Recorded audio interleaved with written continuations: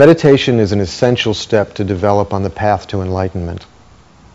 Even in our daily lives, we can see that with good concentration, we accomplish much more work of better quality. Without a stable mind, we're like a candle sitting in the wind. We're vulnerable to negative influences and don't have much power to progress on a spiritual path. All Buddhist masters have relied on meditation to gain realizations. And if we look at the benefits, it's easy to see why. We feel more happy, balanced, and focused. And we experience a sense of inner peace. But meditation is much more than a way to relax and feel happy. It's a proven method for us to experience the true nature of reality, the true nature of our minds.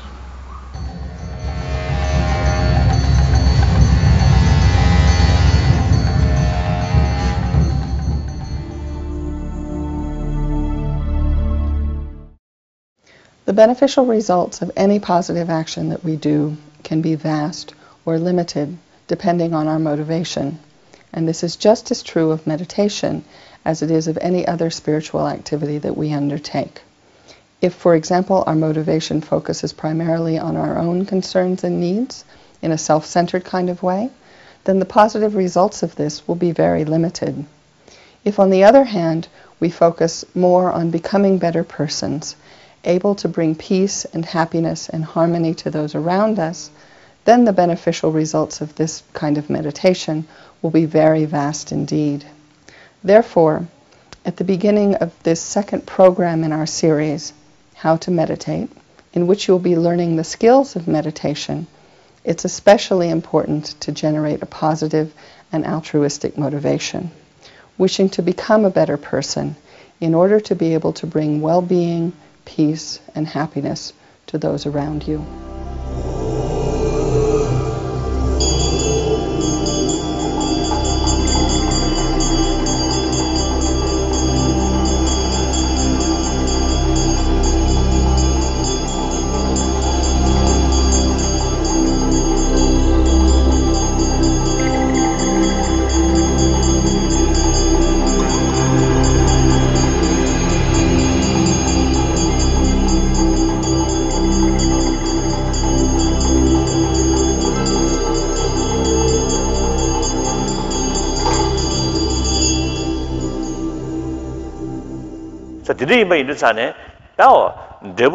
So when we speak about meditation, what do we mean by meditation? Meditation is a discipline where you cultivate certain familiarity with the chosen object of meditation. Generally, the problem is that in our normal day-to-day life, in our unreflective states of mind, generally we let ourselves to be under the control and domination of our mind, and our mind comes under the domination of afflictive emotions and thoughts. And because of this, then it leads to influencing our states of mind on the whole to be overwhelmed by destructive and negative emotions and thoughts, which then perpetuates the whole cycle of problems, confusion, suffering, and so on. So what are we seeking in our spiritual practice is to try to reverse that cycle so that gradually we will be in a position to take charge of our mind and prevent the mind from coming under the domination and influence of our negative impulses and thoughts. So the way in which we do this is to engage in a constant discipline of cultivation of this familiarity with the chosen object, so that we will be able to gain a certain stability of mind where we have the capacity to place our mind and allow it to abide single-pointedly with a degree of stability upon a certain chosen object. And here, when we speak about chosen object, we are of course talking about a positive object upon which we direct our thoughts and then cultivate familiarity with it, so that in this way gradually we will be able to reverse the cycle. And this is the actual meaning and purpose of meditation in the Buddhist context. Therefore, we observe that the process of change that takes place within us is gradual. Similarly, when we are trying to dispel certain states of confusion or misunderstanding or misperceptions with regard to reality. Again, that sort of process of illumination, the process of dispelling, comes through in a gradual way. Again, we can observe from our own personal experience. So in the actual process of meditation, there are principally two approaches. One is the analytic meditation, the other one is placement meditation or absorptive meditation. So in a sense, we are all familiar with the practices of analytic meditation and absorptive meditation. So what, as spiritual practitioners, what we are trying to do is to apply this very mechanism which we are all naturally familiar with onto a completely new area in a realm where we do not cultivate such familiarity, the realm of spiritual practice, the realm of enhancing positive qualities within us.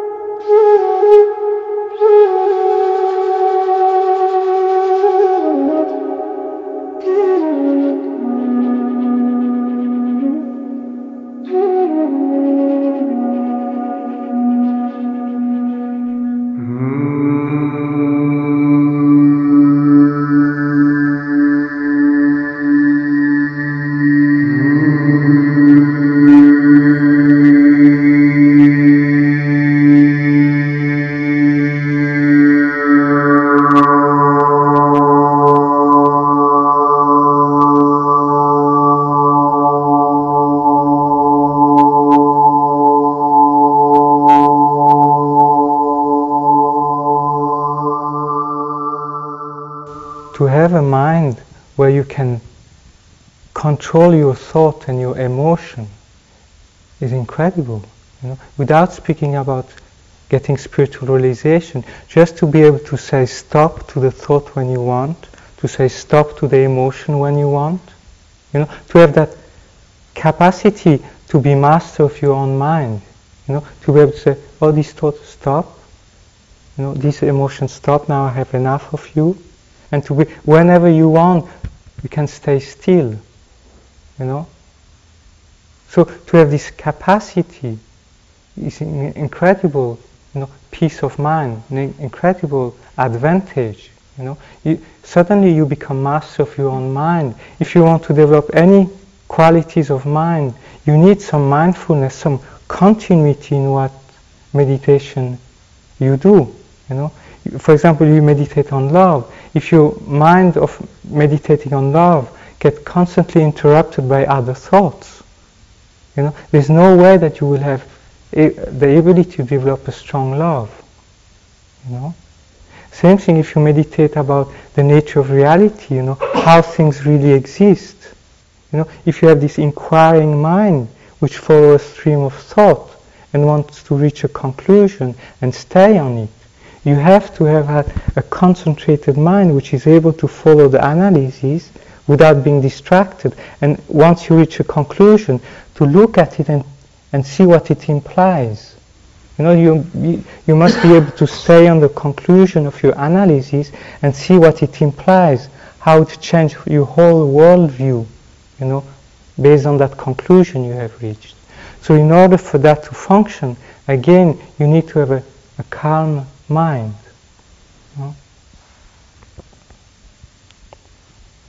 If you have more, we have control over our mind.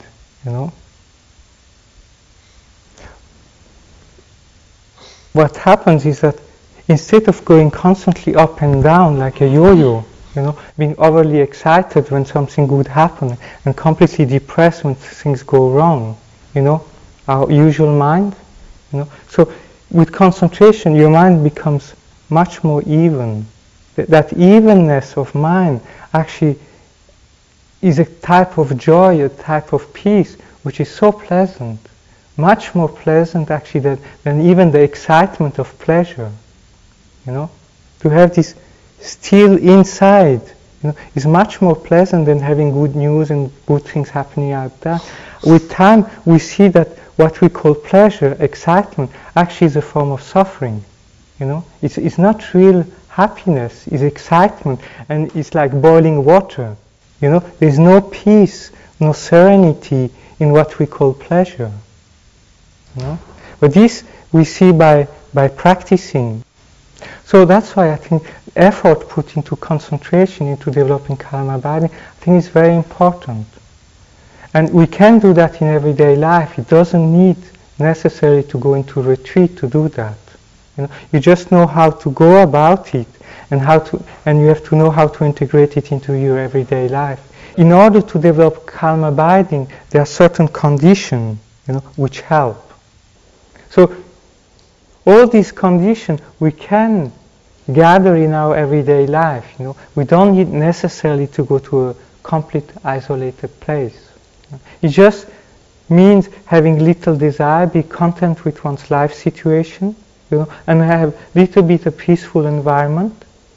So even though one might have a family life, still we can wake up an earlier before everybody else and do some calm abiding then, or at the evening when everybody's at bed, or when the children are at school or something like that. One can find a place, a time in a day, if one wants it, for a peaceful meditation. So the first is to have, wishing to do the meditation, by seeing its advantage, then developing the determination, I'm going to do it, and for such amount of time I'm not going to lose the object, and then is to develop the mindfulness of holding the object without losing it. And once you're able to do that, then you use introspection to check the quality of your concentration. And then to make it more precise, if you're prone to dullness, then you hold the object more intensely. If you have too much excitement, you lose, you relax a little bit the grip on your object. And like that, slowly you find the middle way, and you're able to hold on to it. So that's a little bit the process, how one goes about it.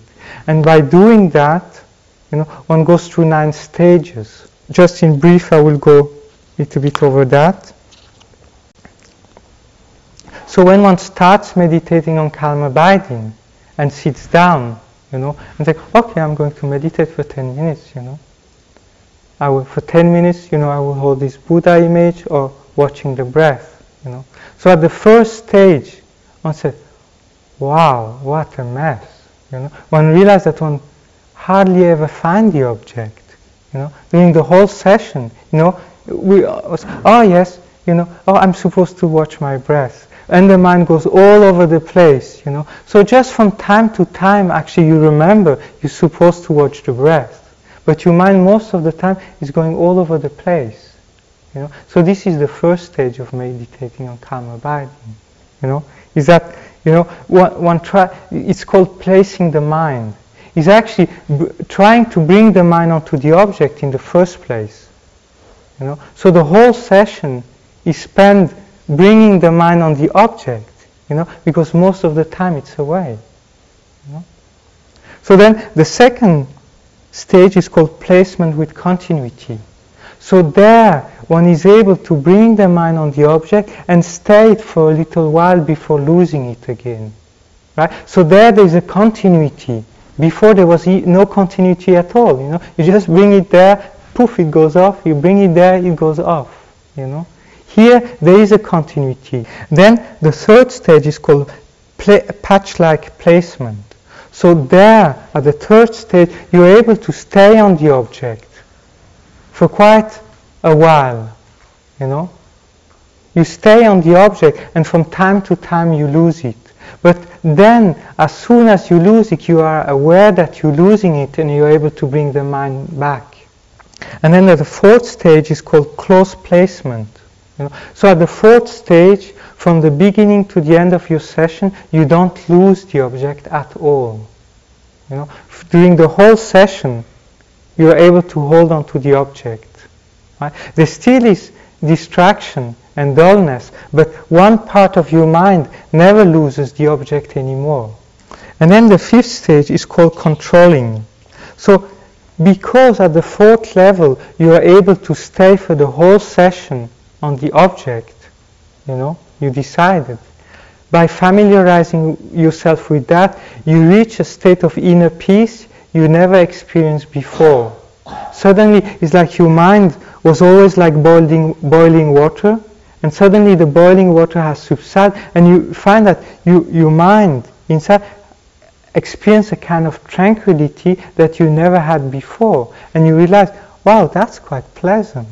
The difference between the fifth and the fourth is that the fifth, there's no more gross laxity and gross excitement, So the gross aspect of this disturbance has subsided. You still have subtle dullness and subtle excitement, but not anymore the gross aspect of it, And then the sixth is called pacifying. It's very difficult to recognize because the object is there, it's stable, and it's clear. What is missing is the intensity of holding onto the object. So in general, when one reaches that state, it's better to lean towards the side of subtle excitement than to lean towards the side of subtle laxity, because subtle excitement is easy to recognize. At the seventh stage, you can stay on the object, boom, boom, boom, you sit there, you stay on the object, and from time to time you have to check whether excitement, laxity has come about. But the main bulk of your sitting, you're completely there on the object. The excitement and dullness is not so strong anymore, It doesn't happen often, and even if it arises, you just need to poof, poof, poof, and the thought, they stop, the emotion, they stop. It's a process from going from your ordinary mind, which has this thought and things like that, to go into your mind of calm abiding.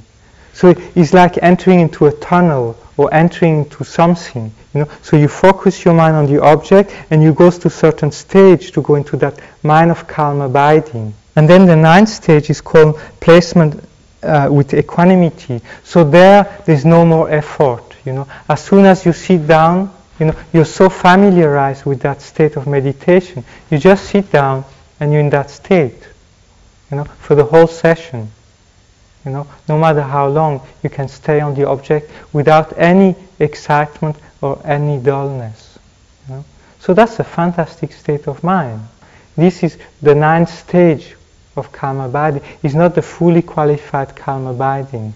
Then you have to cultivate that for a certain period of time. And then there's something which is, if you cultivate that, there's a transformation of your body and mind happening. There's a kind of physical bliss which arises, and a mental bliss.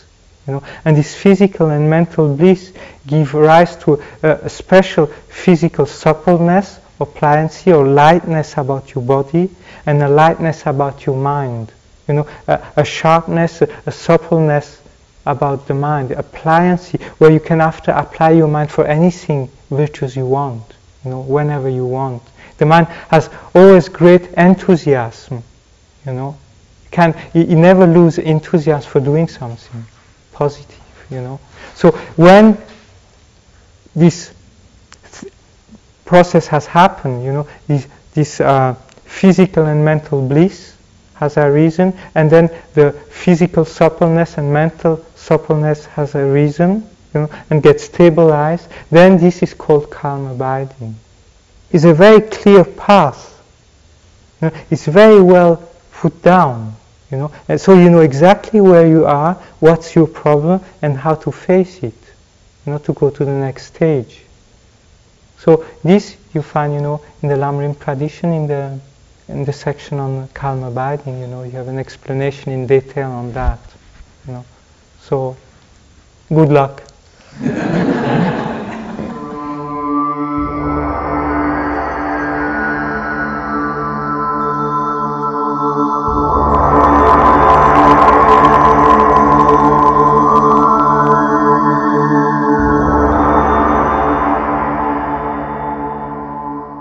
Why I meditate is because I want to be happy. I think most people want to be happy. So, yeah, meditation is definitely, I think, the richest experience that I've had.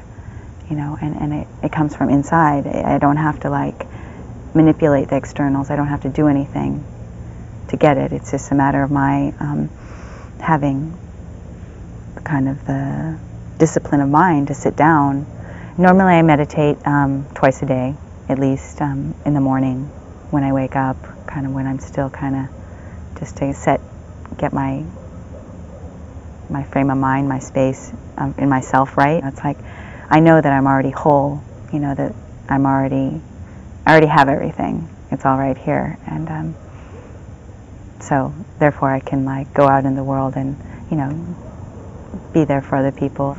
By meditating, I feel, because of this heightened awareness, that I can almost sense my, if something's, you know, my own thoughts, like if I'm having negative thoughts about someone or kind of my own delusions, I can see them, you know, it's like, oh right, there's my delusion, and there's like this separation sometimes between the thought and kind of my awareness watching the thoughts coming, you know, and it's kind of, you know, like, it's like a dream, you know, or watching my own hallucination, you know, there's just some sort of space between them where I'm not really identifying with everything. How that relates to my morality, it's like keeping a check on my actions, you know, my thoughts, you know, my words. If something's happening, I'm not like just, you know, jumping out and saying, reacting with harsh words. If I keep that, you know, like very spacious awareness, you know, it's like, this is all me, and why would I want to have these ugly thoughts, or, you know, towards, you know, these kind people around me.